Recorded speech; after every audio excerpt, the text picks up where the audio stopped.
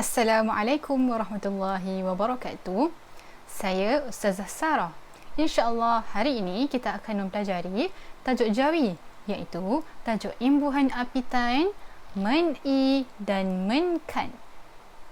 InsyaAllah pada akhir pembelajaran, murid akan dapat membaca teks yang mengandungi perkataan berimbuhan apitain men-i dan men-kan dengan bacaan yang betul. Murid-murid, sebelum kita membaca teks pada hari ini, mari kita mengenali dahulu penggunaan imbuhan apitain men-i dan men-kan.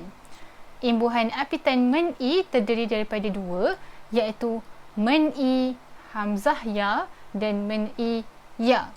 Imbuhan apitain men-i dan men-kan digunakan untuk membentuk kata kerja terbitan yang bersifat transitif. Baiklah murid-murid, sekarang jom kita kenal dengan perkataan berimbuhan apitain men-i hamzah ya. Mendahului. Kata terbitan mendahului berasal dari kata dasar dahulu. Kata dasar dahulu diimbuh dengan imbuhan awalan men dan diimbuh dengan imbuhan akhiran hamzah ya. I. Mendahului. Yang kedua, perkataan berimbuhan apitain men-i ya. Perkataannya mensyukuri. Kata terbitan mensyukuri berasal dari kata dasar syukur.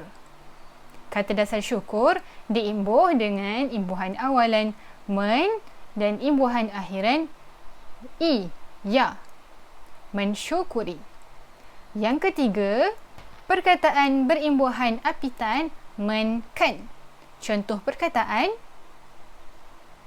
mendirikan.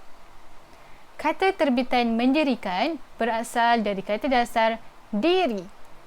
Kata dasar diri diimbuh dengan imbuhan awalan men dan imbuhan akhiran kan. Mendirikan. Baiklah murid-murid, sekarang jom kita dengar bacaan teks yang mengandungi perkataan berimbuhan apitain men-i dan men-kan yang bertajuk Aku Sekuntum Bunga Plastik. Aku tinggal di sebuah kedai bunga. Pada suatu hari, seorang gadis memuji-muji akan kecantikan diriku sebelum membeliku. Di rumah, aku diletakkan ke dalam sebuah pasu hiasan. Kemudian, pasu itu diletakkan di atas meja di ruang tamu. Pada suatu hari, ketika tuanku sibuk memasak di dapur, anak perempuan tuanku mengambil dan bermain-main denganku.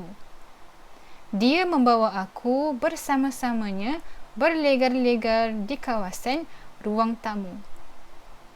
Tidak lama kemudian, dia mencampakkan aku di merata-rata tempat di dalam rumah. Tubuhku berasa sangat sakit. Apabila tuanku menjumpai diriku, dia mendapati aku tidak secantik dulu. Tubuhku sudah hancur. Akhirnya, dia membuangku ke dalam tong sampah. Begitulah berakhirnya nasib diriku.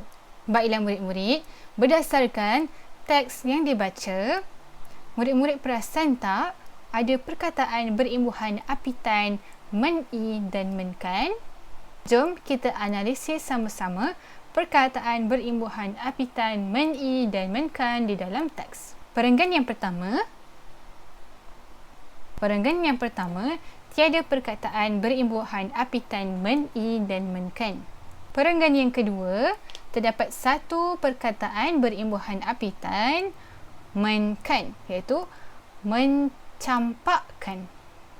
Baiklah, perenggan yang ketiga, terdapat dua perkataan berimbuhan apitain men-i di dalam teks, iaitu menjumpai dan mendapati. Baiklah murid, sekarang jom kita lihat cara mengimbuh perkataan-perkataan berimbuhan apitain men-i dan men-kan yang terdapat di dalam teks. Baiklah, perkataan yang pertama. Perkataan berimbuhan apitain men-i, iaitu menjumpai. I di sini hamzah ya. Baik. Kata terbitan menjumpai berasal dari kata dasar jumpa. Kata dasar jumpa akan diimbuh dengan imbuhan awalan men dan diimbuh dengan imbuhan akhiran i, hamzah ya. Maka kata terbitannya ialah menjumpai.